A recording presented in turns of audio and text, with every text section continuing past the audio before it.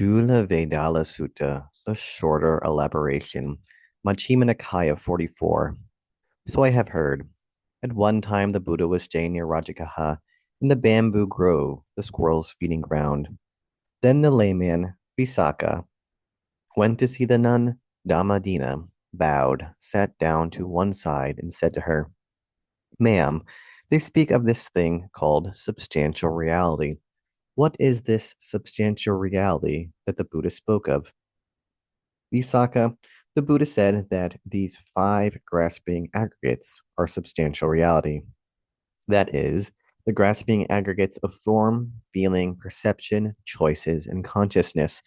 The Buddha said that these five grasping aggregates are substantial reality, saying, Good, ma'am. Visākha approved and agreed with what Dhammadinnā said. Then he asked another question. Ma'am, they speak of this thing called the origin of substantial reality. What is the origin of substantial reality that the Buddha spoke of? It's the craving that leads to future lives mixed up with relishing and greed, taking pleasure wherever it lands. That is, craving for sensual pleasures, craving for existence, and craving for non existence. The Buddha said that this is the origin of substantial reality. Ma'am, they speak of this thing called the cessation of substantial reality. What is the cessation of substantial reality that the Buddha spoke of? It's the fading away and cessation of that very same craving with nothing left over, giving it away, letting it go, releasing it, and not clinging to it. The Buddha said that this is the cessation of substantial reality. Ma'am, they speak of the practice that leads to the cessation of substantial reality. What is the practice that leads to the cessation of substantial reality that the Buddha spoke of? The practice that leads to the cessation of substantial reality that the Buddha spoke of is simply this Noble Eightfold Path that is right view, right thought, right speech, right action, right livelihood, right effort, right mindfulness, and right immersion. But, ma'am, is that grasping the exact same thing as the five grasping aggregates, or is grasping one thing and the five grasping aggregates another?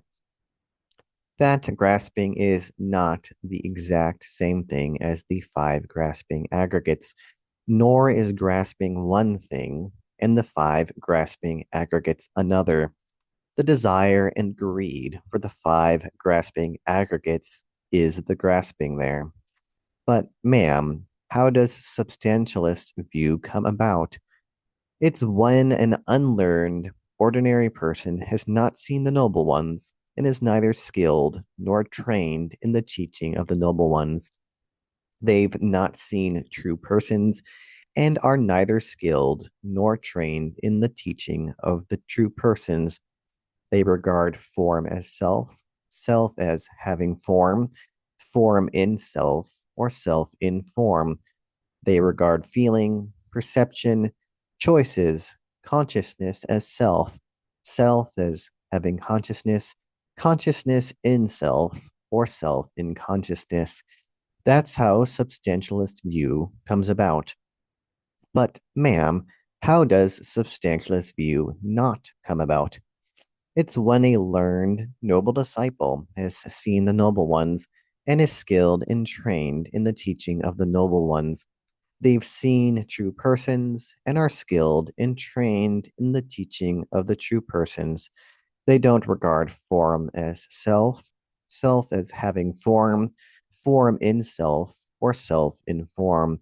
They don't regard feeling, perception, choices, consciousness as self, self as having consciousness, consciousness in self, or self in consciousness. That's how substantialist view does not come about. But, ma'am, what is the Noble Eightfold Path? It is simply this Noble Eightfold Path that is right view, right thought, right speech, right action, right livelihood, right effort, right mindfulness, and right immersion. But, ma'am, is the Noble Eightfold Path conditioned or unconditioned? The Noble Eightfold Path is conditioned.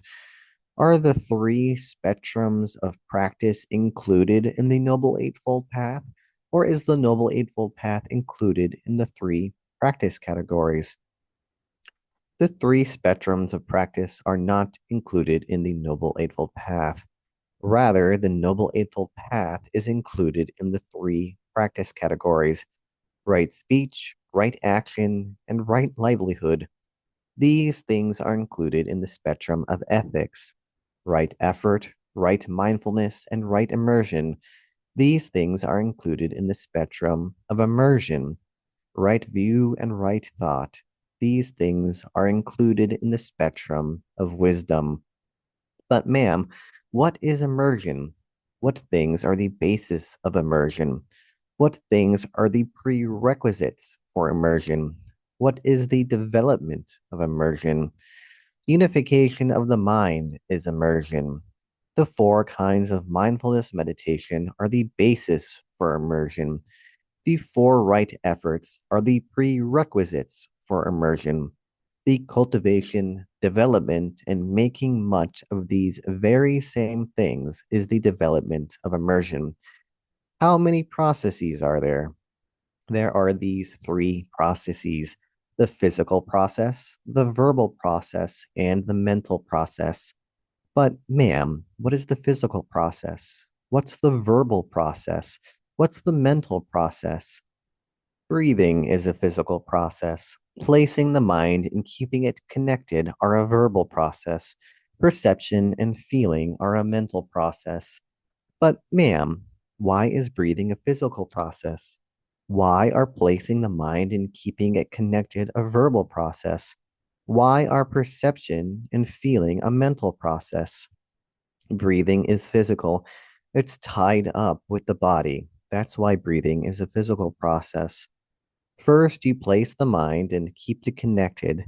Then you break into speech. That's why placing the mind and keeping it connected are a verbal process. Perception and feeling are mental. They're tied up with the mind. That's why perception and feeling are a mental process. But, ma'am, how does someone attain the cessation of perception and feeling? Mendicant who is entering such an attainment does not think, I will enter the cessation of perception and feeling, or I am entering the cessation of perception and feeling, or I have entered the cessation of perception and feeling. Rather, their mind has been previously developed so as to lead to such a state. But, ma'am, which process ceases first for a mendicant who is entering the cessation of perception and feeling, physical, verbal, or mental? The verbal process ceases first, then physical, then mental. But, ma'am, how does someone emerge from the cessation of perception and feeling? A mendicant who is emerging from such an attainment does not think, I will emerge from the cessation of perception and feeling, or I am emerging from the cessation of perception and feeling, or I have emerged from the cessation of perception and feeling. Rather, their mind has been previously developed so as to lead to such a state. But, ma'am, which process arises first for a mendicant who is emerging from the cessation of perception and feeling, physical, verbal, or mental? The mental process arises first, then physical, then verbal. But, ma'am, when a mendicant has emerged from the attainment of the cessation of perception and feeling, how many kinds of contact do they experience? They experience three kinds of contact: emptiness, signless, and undirected contacts. But, ma'am, when a mendicant has emerged from the attainment of the cessation of perception and feeling, what does their mind slant, slope, and incline to? Their mind slants, slopes, and inclines to seclusion. But, ma'am, how many feelings are there? There are three feelings: pleasant, painful, and neutral feeling. What are these three feelings? Anything felt physically or mentally as pleasant or enjoyable, this is pleasant feeling. Anything felt physically or mentally as painful or unpleasant, this is painful feeling. Anything felt physically or mentally as neither pleasurable nor painful, this is neutral feeling. What is pleasant and what is painful regarding each of the three feelings? Pleasant feeling is pleasant when it remains, and painful when it perishes. Painful feeling is painful when it remains, and pleasant when it perishes. Neutral feeling is pleasant in the presence of knowledge, and painful in the presence of ignorance. What underlying tendencies underlie each of the three feelings? The underlying tendency for greed underlies pleasant feeling. The underlying tendency for repulsion underlies painful feeling. The underlying tendency for ignorance underlies neutral feeling. Do these underlying tendencies always underlie these feelings? No, they do not. What should be given up in regard to each of these three feelings? The underlying tendency to greed should be given up when it comes to pleasant feeling. The underlying tendency to repulsion should be given up when it comes to painful feeling. The underlying tendency to ignorance should be given up when it comes to neutral feeling. Should these underlying tendencies be given up regarding all instances of these feelings? No, not in all instances. Take a mendicant who, quite secluded from sensual pleasures, secluded from unskillful qualities, enters and remains in the first absorption, which has the rapture and bliss born of seclusion, while placing the mind and keeping it connected. With this, they give up greed, and the underlying tendency to greed does not lie within that. And take a mendicant who reflects, oh, when will I enter and remain in the same dimension that the noble ones enter and remain in today? Nursing such a longing for the supreme liberations gives rise to sadness due to longing. With this, they give up repulsion, and the underlying tendency to repulsion does not lie within that. Take a mendicant who, with the giving up of pleasure and pain, and the disappearance of former happiness and sadness, enters and remains in the fourth absorption, without pleasure or pain, with pure equanimity and mindfulness.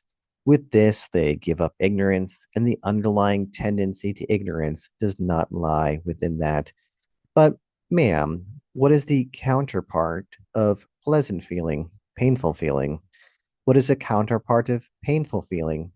Pleasant feeling. What is the counterpart of neutral feeling? Ignorance. What is the counterpart of ignorance? Knowledge. What is the counterpart of knowledge? Freedom. What is the counterpart of freedom? Extinguishment.